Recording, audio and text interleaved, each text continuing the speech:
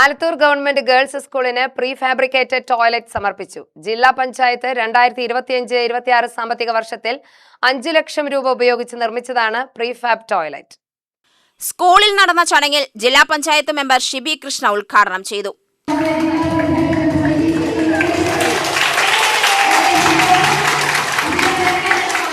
ജില്ലാ പഞ്ചായത്തിന് കീഴിലുള്ള ഒരു സ്ഥാപനം എന്ന നിലയിൽ ഏറ്റവും അധികം പ്രാധാന്യം കൊടുക്കേണ്ട ഒരു സ്ഥാപനമാണ് വിദ്യാഭ്യാസ സ്ഥാപനങ്ങൾ എന്ന ബോധ്യത്തിന്റെ അടിസ്ഥാനത്തിലാണ് സ്കൂളുകളിൽ വിദ്യാർത്ഥികൾക്ക് ആവശ്യമുള്ള എല്ലാ കാര്യങ്ങളും കൃത്യമായി നടപ്പിലാക്കാനുള്ള ഇടപെടൽ ജില്ലാ പഞ്ചായത്തിന്റെ ഭാഗത്തു നിന്നും ഗവൺമെന്റിന്റെ ഭാഗത്തു നിന്നും ഒക്കെ ഉണ്ടാവുന്നത്. നമ്മൾ നന്നായി അത് ഉപയോഗിക്കുക.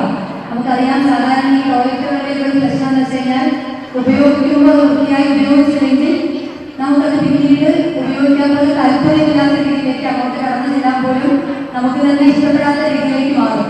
അപ്പൊ അതിൽ നിന്ന് വ്യത്യസ്തമായി നന്നായി അത് ഉപയോഗിക്കുകയും നമ്മുടെ സ്കൂളിൽ ഈ വരാൻ പോകുന്ന കുട്ടികൾക്ക് കൂടി ആവശ്യമുള്ളതാണ് എന്ന് തിരിച്ചറിഞ്ഞുകൊണ്ട് തന്നെ അത് ഉപയോഗിക്കാൻ നമ്മൾ തയ്യാറാവണം. ഇവിടുത്തെ നിങ്ങളുടെ കലോത്സവം മറ്റൊക്കെ നടന്നുകൊണ്ടിരിക്കുകയാണ്. എല്ലാവരും അവരവരുടെ കഴിവുകൾ തെളിയിച്ചുകൊണ്ടിരിക്കുകയാണ്. എല്ലാവർക്കും അതിനുള്ള അവസരം എല്ലാവർക്കും അതിന് കഴിയുന്ന രീതിയിലുള്ള അവസരം ഇവിടെ സ്കൂളിലെ നേതൃത്വത്തിൽ നടപ്പിലാക്കിക്കൊണ്ടിരിക്കുന്നുണ്ട്.